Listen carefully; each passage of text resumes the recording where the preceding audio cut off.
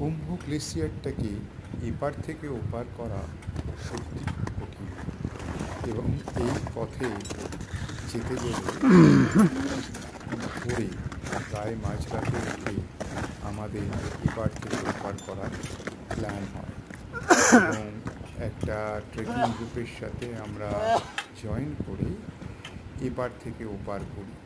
এবং যখন করি তখন তার এই দৃশ্যগুলো দেখলে এখন মনে হয় কীভাবে করেছিলাম।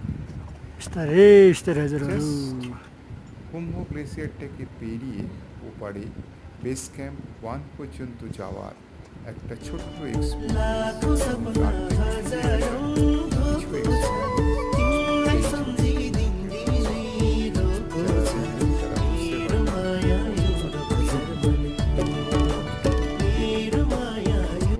ওপারে বেরোনোর মুহূর্তে কতগুলো খাদ এবং যেগুলো গ্লেসিয়ারের মাঝখানে থাকে ক্লিভার্স, সেগুলোকে কীভাবে পেরোতে হয়, পেরিয়ে কীভাবে পৌঁছতে হয়, সেটাই এখানে দেখানো আছে।